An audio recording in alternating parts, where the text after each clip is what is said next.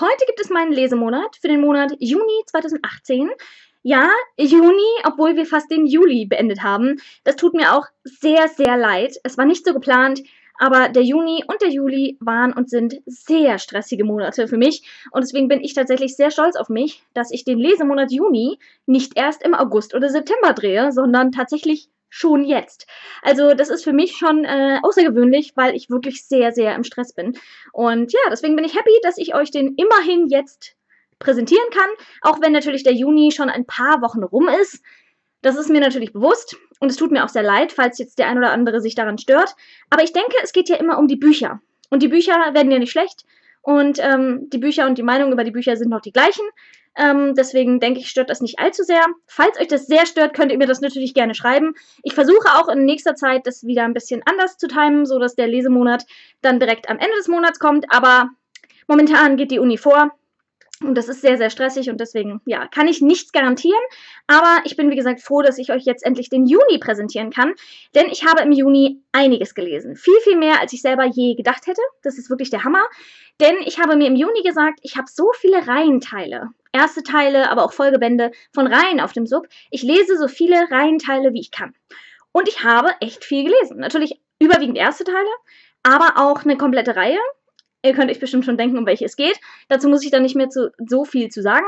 Und ich würde sagen, bevor ich jetzt hier wieder einen Roman quatsche, legen wir direkt los mit dem ersten Buch, was ich im Juni gelesen habe. Das habe ich mit einer Freundin zusammen gelesen und ich habe mich sehr darauf gefreut, denn zu diesem Buch, das ist der erste Teil einer Trilogie, und zu diesem Buch oder zu der Trilogie wird es bald auch eine Serie geben. Und das fand ich natürlich sehr spannend.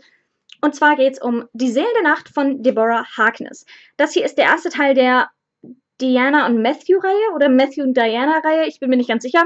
Das ist eine Trilogie und dies hat ganz schön fette Bücher, denn die sind alle über 800 Seiten, soweit ich weiß. Also der hier hat auf jeden Fall ein bisschen über 810 Seiten und deswegen habe ich gedacht, dass wir hierfür ewig brauchen, aber wir sind relativ schnell durchgekommen, was auch an der Spannung lag. Aber dazu komme ich gleich noch. Hier geht es um Diana. Sie ist eine Hexe, sie stammt von einem alten Hexengeschlecht ab, findet es aber nicht so toll, weil ihr das nur einige Unannehmlichkeiten gebracht hat im Leben bisher. Und sie ist außerdem Wissenschaftlerin und konzentriert sich sehr viel lieber auf ihre Wissenschaft und auf ihre Arbeit, als darauf, dass sie eine Hexe ist und versucht eben ihre Fähigkeiten entsprechend nicht einzusetzen. Und eines Tages arbeitet sie dann in der Bibliothek und findet ein Manuskript, was verschollen war und was vor ihr noch nie jemand gefunden hat. Und natürlich lockt es allerhand andere Gestalten an, so zum Beispiel auch Matthew, ein Vampir, der so seine eigenen Gründe und Motive hat, warum er dort ist. Und ja, das entwickelt sich dann weiter. Ich weiß, das klingt jetzt sehr vage. Ich finde es aber bei ersten Teilen auch nicht verkehrt, wenn das mal ein bisschen vage gehalten ist, weil in diesem Buch gibt es sehr, sehr viel zu entdecken. Es ist ein sehr spannendes Buch. Es ist eine sehr romantisch-leidenschaftliche Liebesgeschichte und es hat auch die Elemente der Forschung und der Wissenschaft, die hier mit einbewoben sind. Also das hier ist eine Fantasy-Trilogie, die eindeutig für Erwachsene geschrieben wurde und die auch sehr erwachsen daherkommt. Was ich persönlich sehr spannend fand beim Lesen, wobei ich ganz klar sagen muss, dass das hier nichts für mich ist.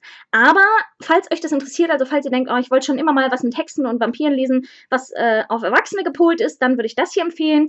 Denn es ist allein schon dadurch, dass es sehr um die Wissenschaft geht und um die Arbeit an der Uni, die Diana hier macht, ist es schon sehr erwachsen gehalten, wie ich finde. Es hat einen anderen Ton, es hat eine sehr starke Atmosphäre, es spielt nämlich hier in England, überwiegend in Oxford, soweit ich weiß, zumindest am Anfang. Und das fand ich super. Also die Atmosphäre war toll gemacht, der Schreibstil ist auch sehr gut, das ist jetzt nicht mein allerliebster Schreibstil, aber ich fand den gut. Und ich mochte eigentlich auch die Figuren. Diana hat immer so geschwankt. Mal mochte ich sie total als Protagonistin, dann fand ich sie wieder mega nervig, weil sie so richtig sturköpfig war. Obwohl ich ihre Motivation verstehen konnte, fand ich sie eben mal sehr cool und mal mochte ich sie überhaupt nicht. Und ähnlich war es bei Matthew, dem Gegenpart, der ja ein Vampir ist. Und mal habe ich gedacht, boah, das ist jetzt so ein Klischee-Vampir hier gerade.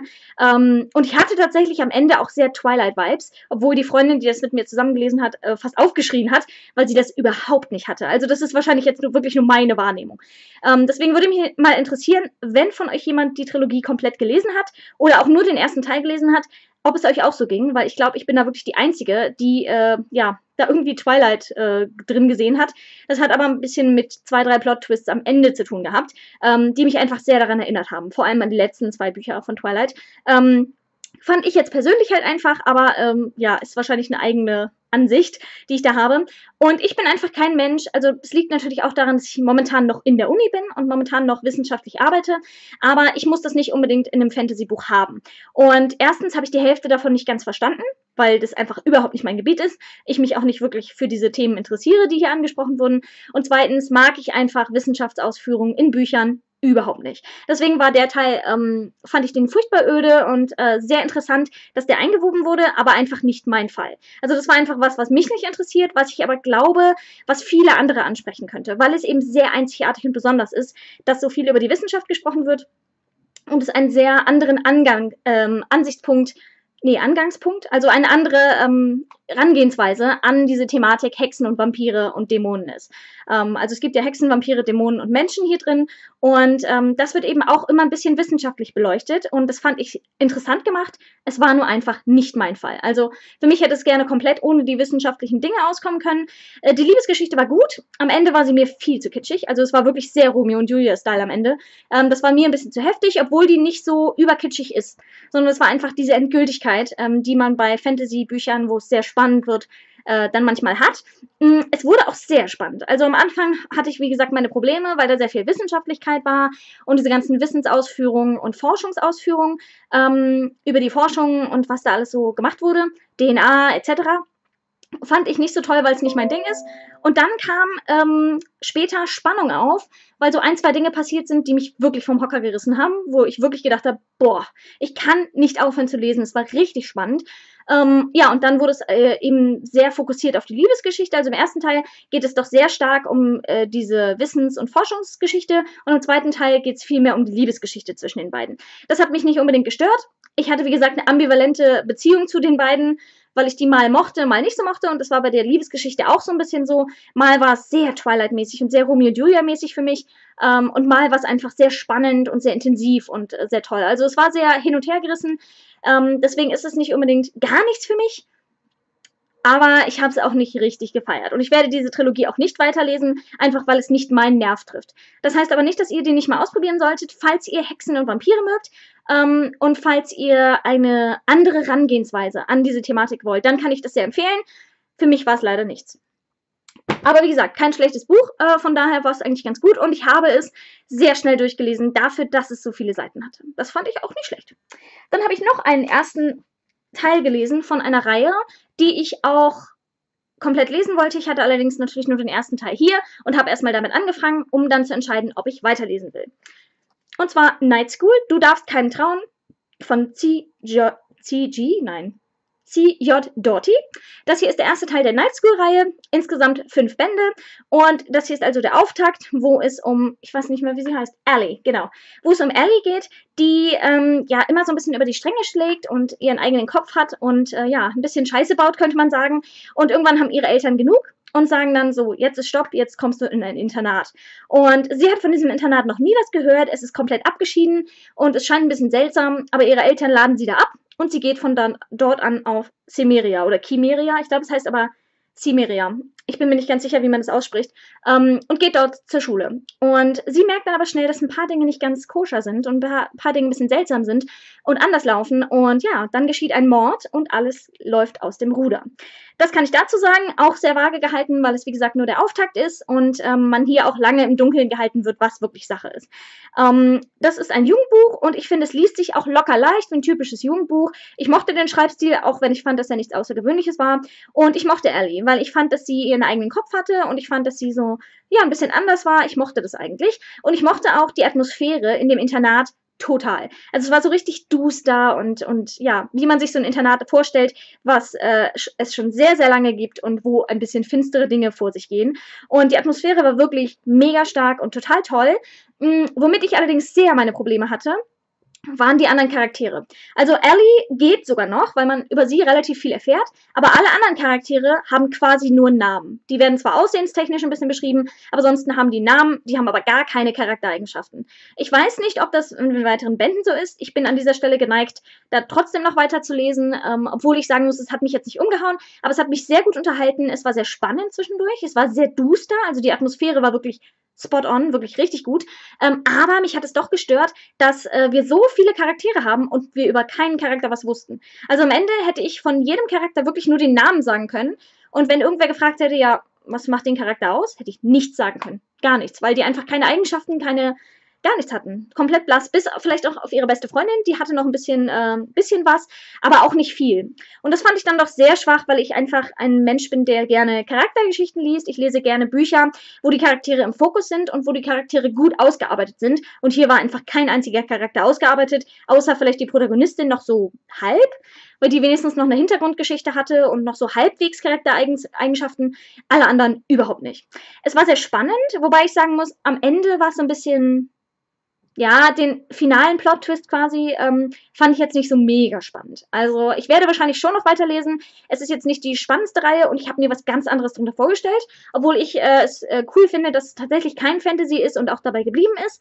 Ich war mir zwischendurch nicht so ganz sicher, ob es nicht doch noch ändert, sich ändert vom Genre her. Das fand ich ganz gut, aber wie gesagt, ich hatte mit den Charakteren komplette Probleme.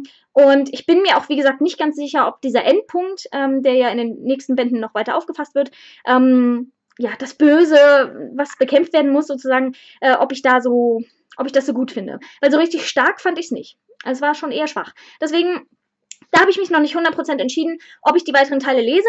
Sollte ich sie allerdings alle 4, also es sind ja insgesamt 5, ich bräuchte da noch 4 Bücher, mal günstig in die Hände bekommen, dann wahrscheinlich schon.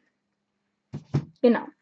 Das dazu. Dann habe ich eine Reihe gelesen, wo ich jetzt nichts mehr zu sage, denn dazu habe ich ein eigenes Video gemacht. Das Video findet ihr in der Infobox und ich hoffe so sehr, dass ihr dort vorbeiguckt, denn diese Reihe liegt mir sehr am Herzen und ich habe nicht gespoilert, also guckt da mal vorbei. Und zwar rede ich von den Luna-Chroniken von Marissa Meyer. Der erste Teil ist Wie Monde so silbern.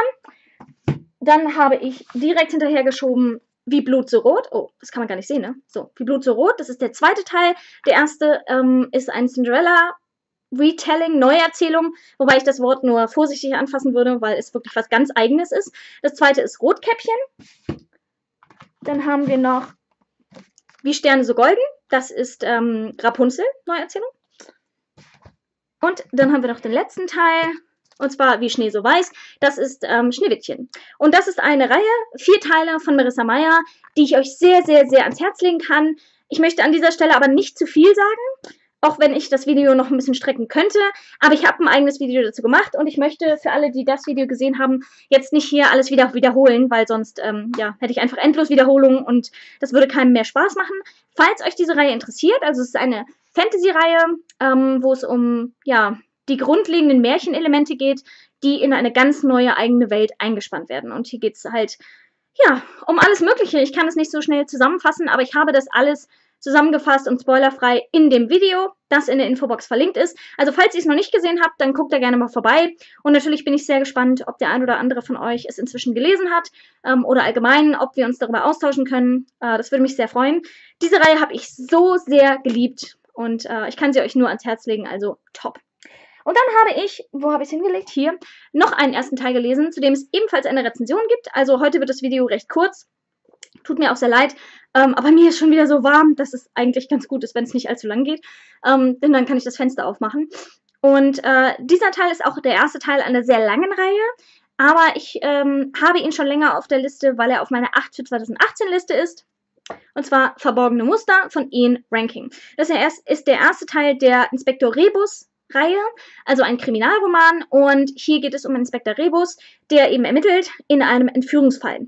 Und es geht hier sehr stark um ihn selber, es geht auch ein bisschen um den Fall, aber hauptsächlich geht es wirklich um den Inspektor und um die Menschen, die um ihn herum sind. Und das hier ist ein Krimi. Ich sage hierzu nicht sehr viel, falls ihr mehr dazu wissen wollt. Auch das Video verlinke ich euch in der Infobox, einfach weil ich Wiederholungen hier einfach vermeiden möchte. Und ja, deswegen sage ich hier nicht so viel zu, außer es war nicht so mein Ding.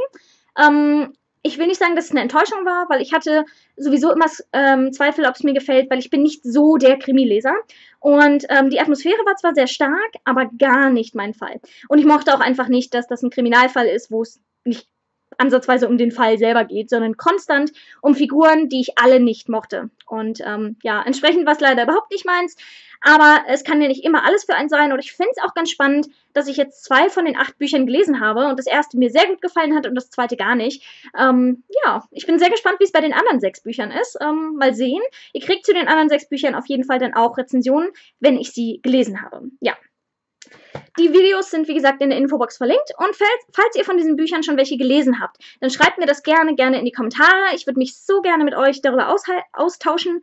Und ja, das war's schon für heute. Ich würde sagen, wir sehen uns beim nächsten Mal. Tschüss!